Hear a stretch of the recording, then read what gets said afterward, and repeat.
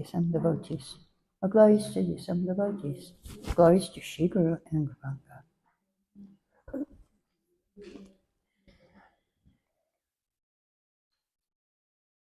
Om Namah Bhagavate Vasudevaya. Om Namah Bhagavate Vasudevaya. Om Namah Bhagavate Vasudevaya.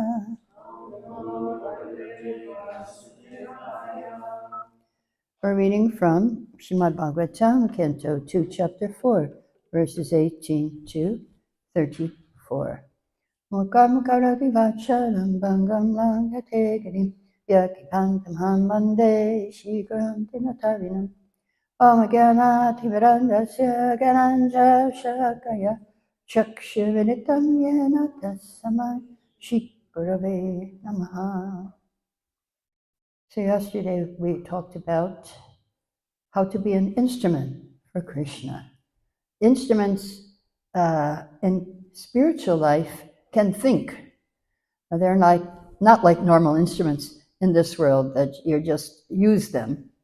Of course, we are being used by Krishna. And so it requires humility that, Krishna, you please work through me. I can't really do anything. I'm not very qualified. But you can do anything, but I have to be open to receive your energy, to receive your mercy. So today we'll start with verse 18, and you have the paper, and it's also up here too. Oh, did you get? Yeah, you got a paper, okay. So I'll say one line, you can repeat after me. Tiratahunanda pulinda pukasha. Tiratahunanda pulinda pukasha. Avira shumha yavana kasadaya. Avira shumha yavana kasadaya. Yenyecha papa yad apashaya shayaha. Yenyecha papa yad apashaya shayaha. Shityanti tasmai pravishnave namaha. Titasmai pravishnave namaha.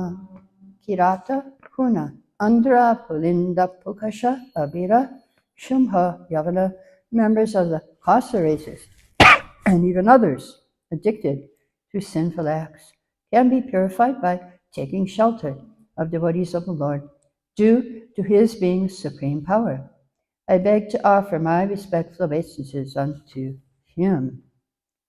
So this verse shows you can become empowered by glorifying Krishna and serving the devotee. There is no material qualification for preaching and for being a devotee. Anybody can do it. Anybody can do it. So, yes, your translation. Okay. So, this verse is abhideya. This is a practice of devotional service, is practice. Sutta Goswami, he said, I'm born in a low family, in a mixed caste. But because I serve the devotees, then I can speak Bhagavatam. This is Sutta he's speaking. He's the speaker of Bhagavatam to the sages Naimisharanya. And he says, even by conversing with great souls, you can clean yourself of all disqualifications. So when we're born in this earth, in this world, we have so many disqualifications.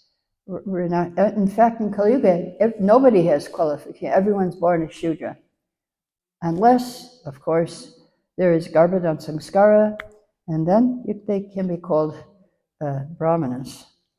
So in the purport, Srila Prabhupada says of this 2418 that if the leadership of the world affairs is entrusted to devotees of the Lord, for which a worldwide society of the name International Society for Krishna Conscious has been started, by the grace of the Lord, there can be a thorough change of heart in human beings all over the world, because devotees of the Lord are able authorities to effect such a change by purifying the dust-worn minds of the people in general.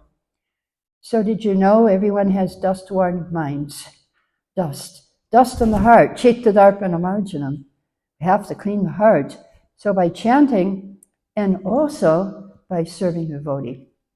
In the purport of this verse, Prabhupada says, there is no bar to becoming a devotee of the Lord. And even women, Shudras, Vaishyas, lowborn, anyone can be a devotee. And then you can go back home to Godhead if you become a devotee. You become eligible. Only qualification, take shelter of a pure devotee of the Lord who has knowledge of Gita and Bhagavatam, Prabhupada says. So isn't that interesting? So, yes. And so he says, anyone from any part of the world who becomes conversant in the science of Krishna becomes pure devotee and a spiritual master for the general mass of people and may reclaim them. And so isn't that nice? Prabhupada is giving us that chance. If we know Gita and Bhagavatam, then we can become guru and teach others. So, and Prabhupada says, even if you're born a sinful man, you can at once be purified by contacting a pure devotee of the Lord. And so yes, he says, a Vaishnava can accept a bona fide disciple from any part of the world without any consideration of caste and creed, and promote him by regulative principles to the status of a pure Vaishnava who is transcendental to Brahminical culture. Isn't that interesting?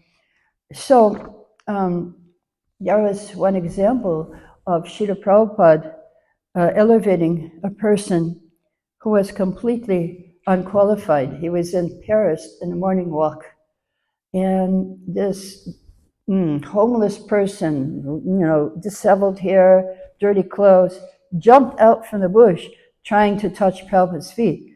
And Prabhupada's disciples picked him up and threw him back in the bush. But when Prabhupada came back to the temple door was open, and that person was sitting in the temple. And as soon as Prabhupada walked in, he grabbed Prabhupada's feet. And the devotees were shocked. So, oh my God, this is not good. But Prabhupada was patting him on the head and saying, it's okay, Hare Krishna. So then they got very impressed. And then that homeless person wouldn't leave the temple. He wanted to join. And when they saw the mercy Prabhupada gave him, they said, okay, we have to keep him, shave him up, give him a bath. The problem was he couldn't talk because he took so many drugs. So then the devotees gave him a name, Pigpen, the dirtiest of the animals. Pigpen, we see the pigs in Vrindavan wallowing in the stool of the gutter. And so Pigpen, yes, and Pigpen, he couldn't really talk, but they kept him, they let him clean. He was doing the cleaning in the temple. And then, I was in Yudhun Maharaj, he was going out for book distribution in the van, and Pigpen went in the van and said, I'm also going. I go. He couldn't speak, but he says, I go. And so they went book distribution, and he said, okay, you can clean the van. But then it was time to go out, and Pigpen, he got a book bag, put it full of books, and he went out. And he came back with so much money and no books. And they said to him, what did you say to the people? He said, Prabhupada saved me. Prabhupada saved me. So that was his mantra. After a while, he started talking, and he started giving classes. And recently, he left his body in Vrindavan. I think, as a Prabhupada disciple. So, everybody has the chance. Everybody has a chance to get promoted in Krishna consciousness. No one is unqualified. So, and when we first went to India, the Goswamis were saying to us, it's so nice. You're doing such good puja. Next life, you can be born in a Brahmin family. So we told Prabhupada said, you tell those Goswamis, you're doing such a nice puja. Next life you could be born in ISKCON. So that was the status.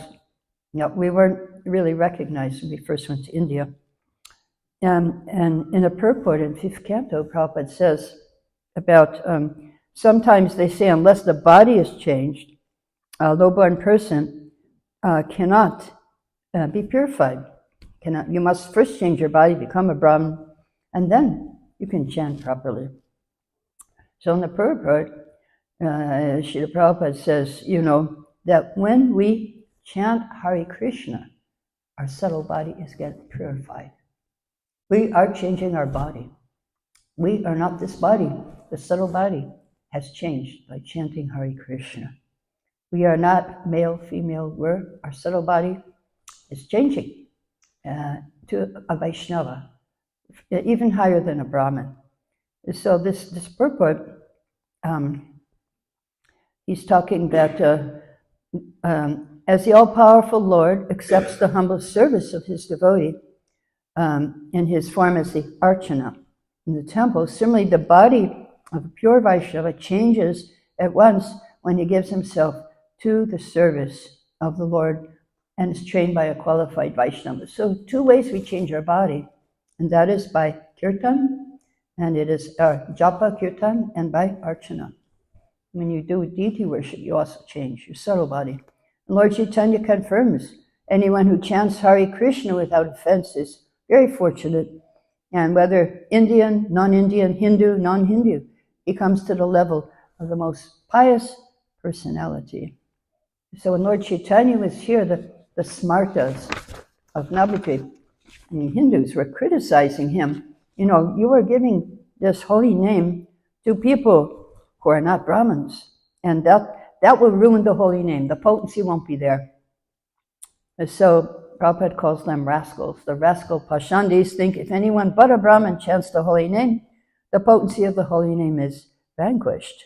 Instead of delivering fallen souls, the holy name becomes reduced. So that was what they were saying. And so then Prabhupada, in this purport of this verse, he says, the system of caste or Varnashram dharma is no longer regular even amongst the so-called followers of the system, nor is it now possible to reestablish the institutional function in the present context of social, political, and economic revolution. Without any reference to the particular custom of a country, one can be accepted to the Vaishnava cult spiritually, and there is no hindrance.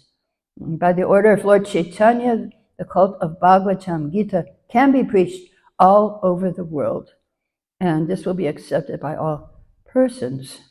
So yes, this is very important, that it's very difficult now to reestablish the Varnashram system. I know in India, I lived there 52 years, and when I was in Goa, I was not near a temple, I was driving a moped, and I went to the place where they service your moped, and there was a Brahmin who was taking care of the bikes, and he was covered head to foot in grease.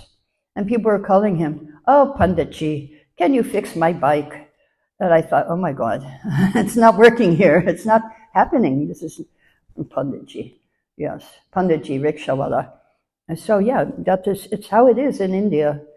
Today, even though they're doing the work of a Shudra, they say, oh, Panditji. And so in Chaitanya Charitamrita, Prabhupada, Krishnadas Kavira says, to vanquish the false pride of so-called renunciates and learned scholars, he spreads real religious principles even through a Shudra or lower-born fourth-class man. So that was Ramananda Roy. Lord Chaitanya was a Brahmana sannyasi. He went to learn from a Grihastra Shudra. He went to learn about devotional service. He made Ramananda Roy the speaker, and he was the hero. And he exhibited glories of the holy name through a Muslim-born Haridas Thakur. And so Rupa and Sanatan also were excommunicated. They were not accepted as Brahmins, but he used them to preach. And Prabhupada did the same thing that one time he said that just like Lord Ram had an army of monkeys, so do I. I have an army of, so we're Prabhupada's monkeys that he used to preach. So there is no impediment to doing service. We should hope against hope, like Rupa Goswami says in Bhakti-Rasamrita Sindhu, hope against hope. So we're going to go to verse 19 of this. You have it on your paper. I'm just going to read it. He is the super soul and the supreme Lord of all self-realized souls. He is personification of the Vedas, religious scriptures, and austerities. He is worshipped by Lord Brahma and Shiva and all those who are transcendental to all pretensions. Being so revered with awe and veneration, may that Supreme Absolute be pleased with me. So it's very, very interesting, without pretension. So devotees must be without pretension. Gata vyalika. So this is an English word, pretension. What is the definition of pretension? Can anybody tell me who knows English? Sort of, or yes, you know? Without motive, okay. Any other meanings of pretension? Yeah? Pretension means that you pretend. To pretend, here. That you put on a face that's not the truth. Okay, so you're pretending to be something you're not. Pretension. That's also a good one. Yes, a motive. And it's very interesting. Okay, anybody else have something about pretension? So, I mean, in the purport, Srila Prabhupada says there's 3 kinds of pretension. Very, very interesting. The karmis, the gyanis, and the yogis, they all have pretension. Because the karmis, they want to enjoy this world, and that's not who they are. The gyanis want to renounce it, and they can't renounce it either. It's not theirs to renounce. And then the yogis, they want mystic powers. So that's also, these are material desires. So Srila Prabhupada calls these 3 pretensions, bhukti, mukti, siddhi, kami. Now, and how the devotee is nishkam, he has no pretension. And Prabhupada tells what that means, that number 1, they desire everything to please Krishna. That's the main thing. They want to please Krishna. Number 2, they're dependent on the orders of the Lord. So that's being an instrument. You're dependent on Krishna's orders. And 3, they're always ready to do their duty for satisfaction of the Lord. And Prabhupada said that Arjuna had pretension in the beginning of Bhagavad Gita. Yes, I want to enjoy with my relatives. It won't be nice if my relatives aren't here. And Krishna preached to him to make him desireless. So yes, and he did. He listened to Krishna. We should also listen to Krishna too, and do his order, follow his order. So how to become free from pretension? And the end of that purport of 19, Srila Prabhupada says, special stress is given to devotional of service of the Lord by Srila Sukadeva Goswami. So service, if you can do service, you can become free. So what is the mentality of the devotee free? We will read verse 20, and I will say one line, and you can repeat after me. Shriya Pati Yagya Pati Prajapati, Shriya Pati Yagya Pati Prajapati, Tiyam Pati Loka Pati Tarapati, Yam Pati Loka Pati Tarapati, Pati Kadishchan Gavrishi Sattvatam, Dirgadishchan Gavrishi Sattvatam, Prasidatame Bhagavan Satam Pati, Tame Bhagavan Satam Pati.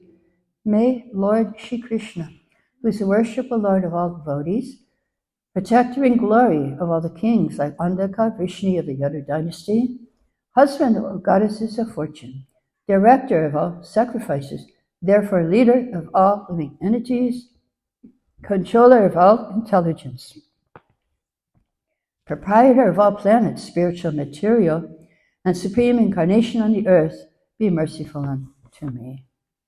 Okay, so here there's different groups that Krishna is the supreme, and Shuka is showing us how he can empower us. He's the Lord of opulences, and in the purport, there's a paragraph for each one of these statements of Sukadeva Goswami here. There is something in the purport. So the first thing was Shriyapati, and he's the Lord of Lakshmi. He's the Lord of Lakshmi. He's the Lord of everything is Lakshmi in this. It's all Krishna's Lakshmi. That's all his opulence. And when he came here, he showed his opulence of Rasalila to attract the conditioned souls. And he's the Lord of sacrifice. That's Harinam. Prabhupada says, Harinam, he's the Lord of Sankirtan, Yagya. If you do Harinam, three things will happen. You won't be in difficulty keeping your body and soul together. It means he will maintain you, and you'll purify your existence, and you'll find promotion into spiritual existence. You will know your identity, your relationship with Krishna. So Krishna is the leader. Krishna is the leader because he's maintaining us. He's maintaining. He's the Lord of our intelligence because he's giving intelligence. Someone is highly intelligent by the grace of the Lord, and someone is a fool by the same control. So he's in our heart. He's the form of intelligence, it's described. So when you chant Hare Krishna, you're connecting with that. Lord of intelligence, I have experience. When I was teaching Bhaktivedanta course, Srimad-Bhagavatam, sometimes I wouldn't understand a verse. So I'd read the verse, and then I would chant one round, and I get so many ideas, which I knew weren't from me. They were from the Lord in the heart. He's a reservoir of intelligence. So if you think you don't have much intelligence, just connect with Krishna. In the heart, he's a reservoir. He can give you as much as you need. And one time I had to do a whole chapter I didn't understand. It's in third canto, all about the different time things, time zones. So I read the whole chapter, chanted all my 16 rounds, and I got a beautiful chart, which I just wrote down and I gave to the class. So yes, he's the Lord of our intelligence, and he's the owner of everything, Lokapati. And Tarapati, Lord of the earth. And how is he Lord of the earth? She probably gives the example how he married 16,108 wives. Who can do that? Prabhupada says we're lucky if you can maintain one or two wives. That's 16,108. And so in Poland, one time a Polish nun made a court case against Krishna. He's immoral. He had so many wives, 16,000. So he cannot be God. He is immoral. And so, devotees then they questioned the nun, what were your vows when you became a nun? What vow did you take? And she wouldn't say. But then they read the vow, I vow to marry Jesus. And they said, how many nuns are there in the world who married Jesus? And, case dismissed. So So even Jesus, he had a lot of wives too, according to the Christian Catholic liturgy. Dharapati, Lord of the universe. So yes, he is the Lord of everything, and we should surrender, and we'll be happy. So verse 21, I'll just read. There's a personality of God, Shri Krishna, who gives liberation by thinking of his lotus feet at every second, following in the footsteps of authorities. Devotee in trance can see the absolute truth. The learned mental speculators, however, think of him according to their whims. May the Lord be pleased with me. He's keep asking over and over, please, I want to please you. I hope you're pleased with me. Oh, it's a nice prayer. Please be pleased with me. I pray you be pleased with me. So yes, Now, the mystic yogis, they try to control the senses. They might get a trance. They're trying to see, get a vision of the super soul in everyone. And taking millions of years. It takes, I think, 100,000, 60,000 years it took Vishwamitra to be perfect in meditation. And people now think, 5 years, 6 years, they'll start levitating or whatever. It doesn't work, no. So how does the devotee do it? Prabhupada in the purport says, the pure devotee, simply by remembering the Lord's lotus feet at every second. And we did tell how to do that in our last class. How to remember the lotus feet at every second? By offering whatever you do during the day. Offering, okay, I'm getting up today, Krishna, so I'm offering this day to you. Okay, I'm brushing my teeth. These are your teeth, they're not mine. For you, I'm brushing your teeth. And having a shower, I offer the shower to you because it's not my body, it's your body. I'm going shopping, that's for you. So on and on. We remember the lotus feet of the Lord. Devotee thinks himself fallen into the ocean of birth and death. And number 3, because we're fallen in this ocean, we pray to the Lord to lift us up. We just want to be a speck of dust at his lotus feet. So that's the prayer. And there's another King Kulishekar, great devotee, he said that just like the swans, they go and to the lotus flowers and they try to enjoy. So let my mind go into the lotus of your lotus feet and enjoy there. Yes, our mind should be swan-like. Search for Krishna's lotus feet.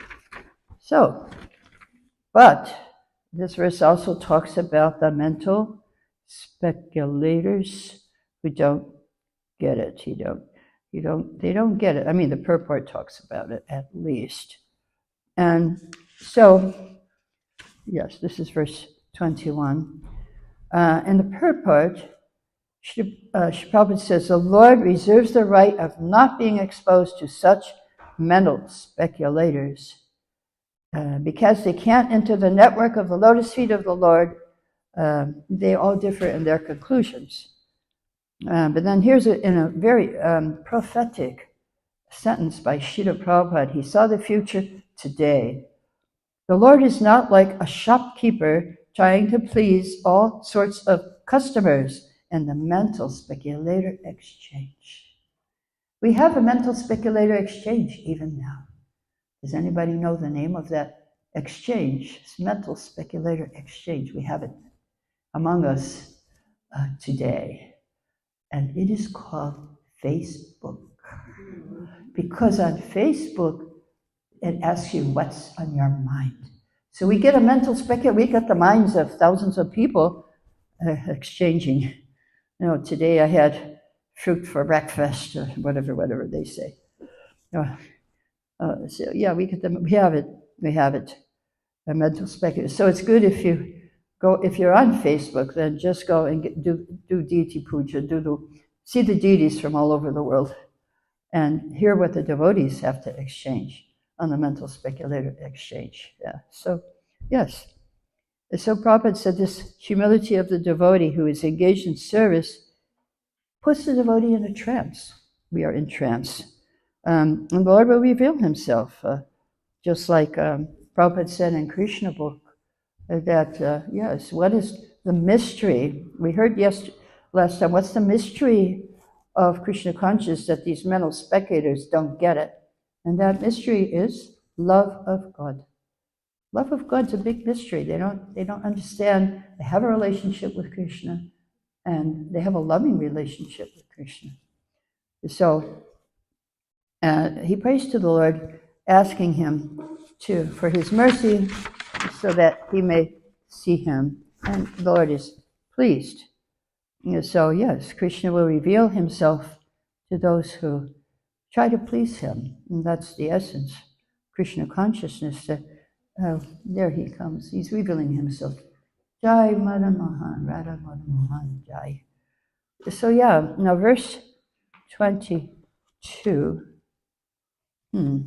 Okay, so I'll sing this verse. Pacharitayena pura saraswati, Pacharitayena pura saraswati, Itam bhatajasya satim svatim hidi, Itam bhatajasya satim svatim hidi, Salakshana pradurabhutkilasyata, Salakshana durabhutkilasyata, Same vishinam vishaba visitam. Shinam Shaba Siddhata. May the Lord, when beginning of creation, amplified the potent knowledge of Brahma from within his heart and inspired him with full knowledge of creation and of his own self, and who appeared to be generated from the mouth of Brahma, be pleased with me.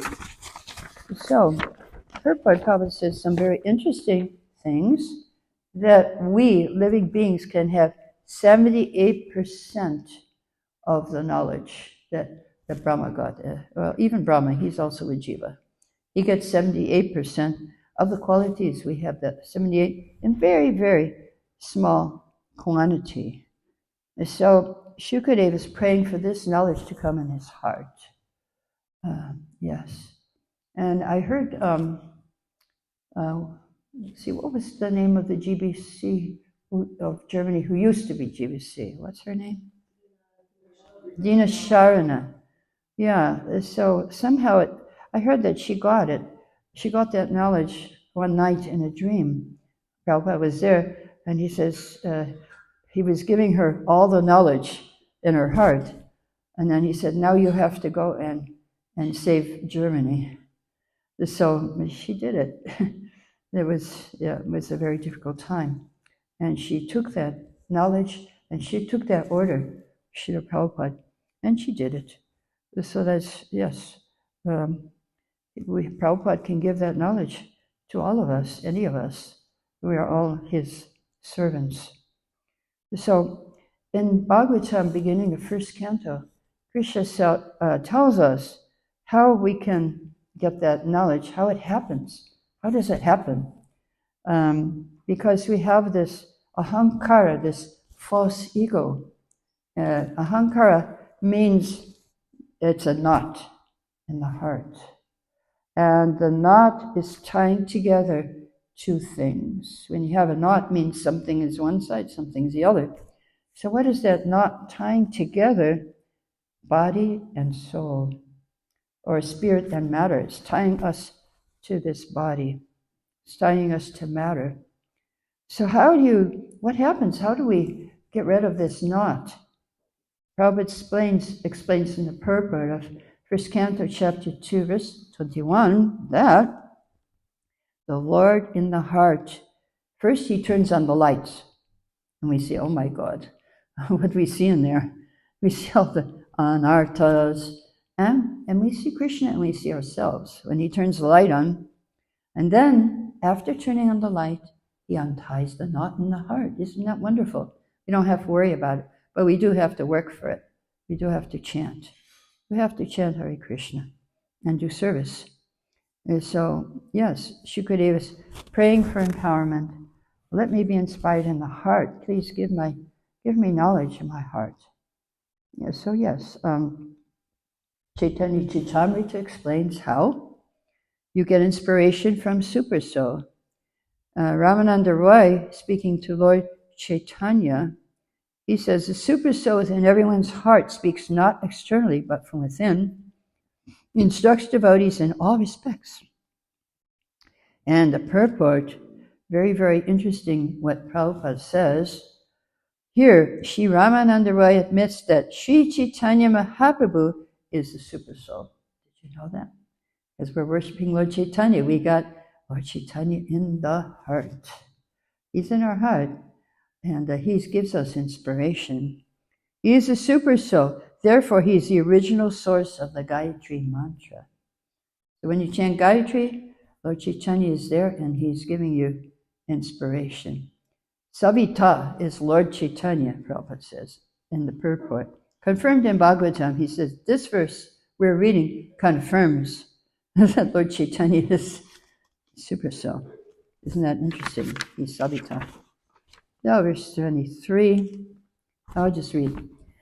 May the Supreme Personality of Godhead, who enlivens materially created bodies of the elements by lying down within the universe, and who, in his Purush incarnation, causes living being to be subjected to the 16 divisions of material modes which are his generator, be pleased to decorate my statement. So Prabhupada had a similar prayer when he came to America. How will they understand devotional service? I'm praying for your mercies so I'll be able to convince them about your message. So again, Prabhupada talks about how to be an instrument. First of all, we want to invoke the pleasure of the Lord so our statements may be successful and appreciated. Good to pray before you speak. I always try to ask the deities, okay, please help me today. I need help because I'm not very qualified. So we try to please Krishna by prayer. And second thing, declined devotee doesn't take credit for anything done by himself. Yes, Prabhupada, he refused to take credit for anything except one thing. He said, well, first he would usually say, no, it's Bhaktisiddhanta Saraswati. And sometimes he would say, no, it's my disciples. They're the ones who are doing it. But actually, he did take credit for one thing. If I have credit, if I get any credit, it's because I did not change anything. I didn't change it. I gave it fresh as it is. So yes, so he doesn't take credit. So if someone gives you credit for something, try to remember your spiritual master. Try to remember Srila Prabhupada. Yes, it's his blessing, it's his mercy. And so the third thing, how to be an instrument, the devotee wants to move by direction of the Supreme Lord. We're under his direction. So whatever happens, it's up to him. It's his direction. And number 4, no desire to become a self-appointed interpreter without authority. So when Prabhupada came to America, there were 650 Gitas already printed, but there wasn't any Gita Estes, as nobody became devotees reading those Gitas. I remember I had a different guru before Prabhupada. He only gave us the first 6 chapters. Couldn't go further because after that was bhakti. At least he was honest. And I didn't understand a word of those first 6 chapters. I couldn't understand anything. And then I got Prabhupada's Gita, and I said, oh, finally, breath of fresh air. This is a very nice understanding of Bhagavad Gita. So Prabhupada says an interesting thing, Sukadeva prays for mercy of the Lord, not only for being helped personally in presenting the truth, also for helping others to whom he would like to speak. So it's not just for himself. It's just like Prahlad. He prayed, he said, I don't want to go back to Godhead by myself. I want to take all these fools and rascals with me.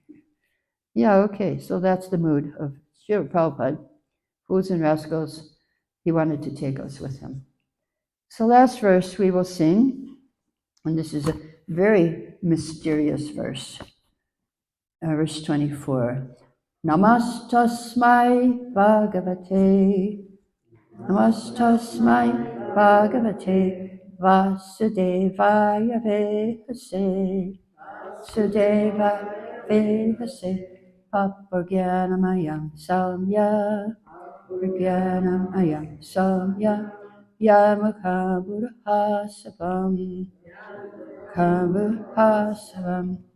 I offer respectful obeisances unto Srila Vyasadeva, incarnation of Vasudeva, who compiled the Vedic scriptures. The pure devotees drink up the nectarian transcendental knowledge dropping in the lotus mouth of the Lord. So isn't that interesting, what is being said here? What does that mean? Well, in the beginning of Bhagavatam, there's a verse where by Vyasadeva, where it says that everyone please drink Bhagavatam because it's a rasa, it's a juice. It's not a fruit. I mean, it is the fruit from desire to Vedic literature, but actually it was tasted by Sukadeva. And in India, if the parrot tastes the mango first, it becomes more sweet. So Sukadeva tasted it, and he changed it from a fruit into a juice. So we drink it. That's how we drink Bhagavatam. So isn't that interesting? Now in the purport, it's a very interesting, one of the most interesting purports in Bhagavatam. And it will answer a question. It was like, I was speaking on Radhashtami at the Vrindavan Gurukul, and one little boy asked me the question, did Radharani go to Gurukul? And I said, no, she learned a different way. And this purport tells how. How did Radharani learn all these arts? And so, this is a comment by Vishwanath Chakravarti Thakur. The nectar from the mouth of Krishna is transferred to his different consorts. And they learn the finer arts of music, dance, dressing, decorations, and all such things which are relished by the Lord. They are not anything mundane because the Lord is addressed as transcendental. This transcendental knowledge is unknown by the forgotten conditioned souls. So Vyasadeva compiled this literature to revive our memory, Prabhupada says. So here it is. One should try to understand the Vedic scriptures or the nectar transferred by the Lord to his consorts in the conjugal humor from the lotus-like mouth of Vyasadeva or Sukadeva. So that's what we're getting here. It's what Krishna gives to the gopis, mouth to mouth. And then Sukadeva gets it, and Vyasadeva gets it, and Sukadeva gets it, and we're getting it. And that's why the verse says, pure devotees drink this knowledge dropping from the lotus-like mouth of the Lord. So at the end of the purport, Prabhupada says, without having Vedic knowledge, one can hardly understand transcendental nature of the Lord's rasa dance and music. Then here's the amazing sentence, last sentence. Pure devotees of the Lord, however, can equally relish the nectar in the form of profound philosophical discourses and the form of kissing by the Lord in rasa dance, as there is no mundane distinction between the two. So that's where we're getting Bhagavatam from. The origin of Srimad-Bhagavatam. It's according to Srila Prabhupada Vishwanath Chakravarti Thakur, that we are getting it from the lips of Krishna, and it's going down. So Lord Chaitanya spoke in Madhya Lila of Chaitanya Charitamrita, topics about Krishna are like waves of nectar. If such nectar does not enter the ear is no better than the hole of a damaged conch shell. Such an ear has no purpose. And so anyone can taste this nectar, and there's no fault in tasting it.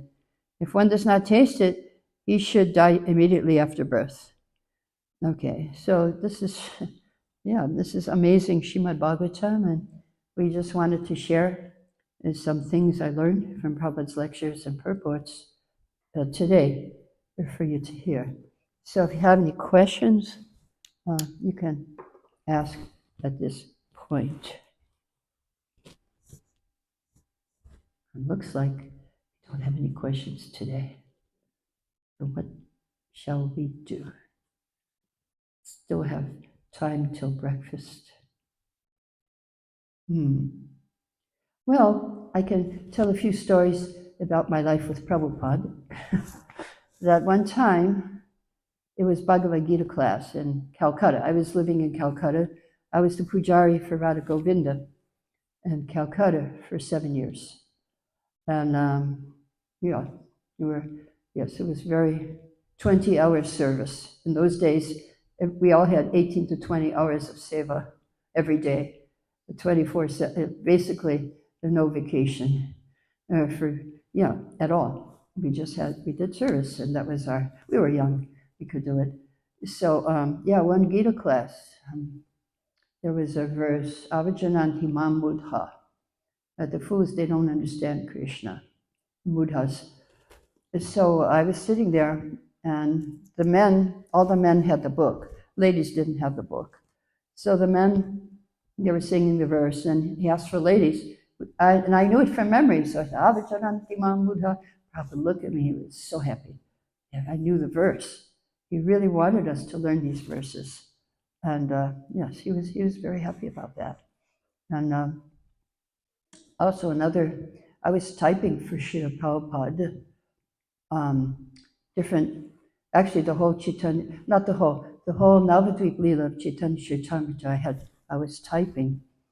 And I was in Calcutta doing Pujari Seva, and he came, and his Pradyumna, his Sanskrit scholar, knew me from Boston, where I was typing Macmillan Bhagavad Gita. So there in Boston, the first day I joined the temple, because I was a typist, so that was like very, very valuable in those days, if you knew how to type. And they said, okay, you have to type Macmillan, for Macmillan Bhagavad Gita. And so they said, so you have to learn how to read Sanskrit. Here's Isha Upanishad, you just follow it in the back, and you type from Sanskrit, you read the Sanskrit and type it into English transliterations. That was my first day in the temple. And then, so he knew me, so he said, oh, Prabhupada's translating Chaitanya Charitamrita, he needs a typist. So you have to learn Bengali, how to read Bengali, and you can come with us tomorrow. I said, no problem. Because Prabhupada said, impossible is a word in a fool's dictionary. And I just wanted to go with Prabhupada, I didn't care. So he gave me the Bengali book, I learned it, and off I went with Srila Prabhupada to Mayapur. And then we were living in very difficult conditions. The first building, Lotus Building, was under construction, and we were living in it. And there were no windows, just holes in the wall. There were no doors. The doors were there, but no handles, so you couldn't close them really, and the wind would just blow them across. So I was ladies' ashram. We had no door actually. We were connected to another room, had a door, but no floor.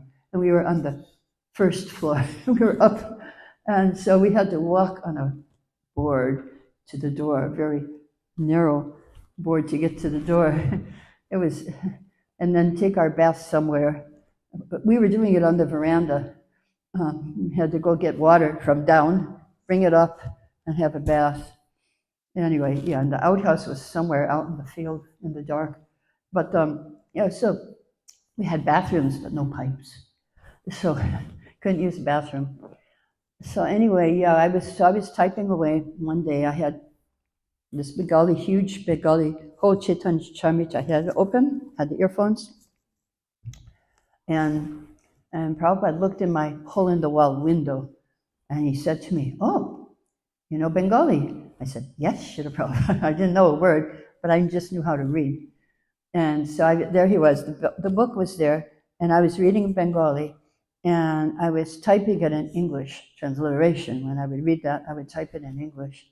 So he called me to his room. He said, oh, you know Bengali? Yes, Srila Prabhupada. So learn how to type on a Bengali typewriter. So then, yeah, I learned. And one brahmachari was teaching me, and I said to the brahmachari, look, you don't have to look at the typewriter. You just look at the paper and you remember where the keys are.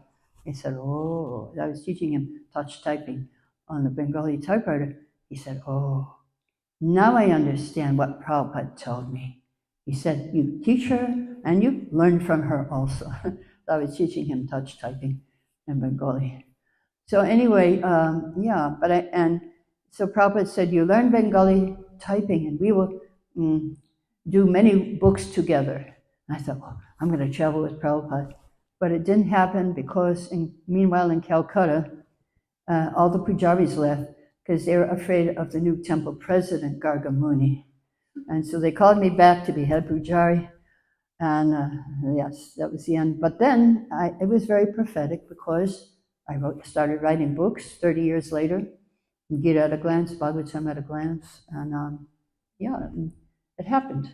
And I feel it was with Srila Prabhupada. That was Prabhupada's kind of prophetic words that we would do many books together.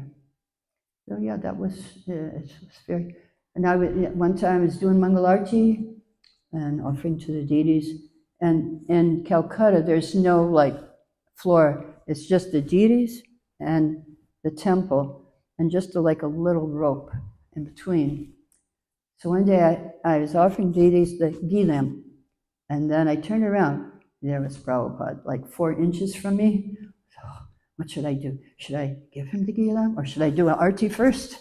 And I think I did a quick arti, gave him the ghee lamp. And then that whole arti, I was very focused and very nervous. And then after that, I thought, I should do all my service like that. Prabhupada standing behind me and watching me. Yeah, I should do that. Anyway, many different things happened in Calcutta. He would also praise us. He would also chastise us. Yes, one time we had these, like in Mangalarti here, these big lamps. And but we had them on all day because electricity was mostly off. So one time Prabhupada said, "Why are these lamps so dirty? Who has done this?" Yeah, he called us up, the pujaris, chastised us. Anyway, so yeah, we had to face it.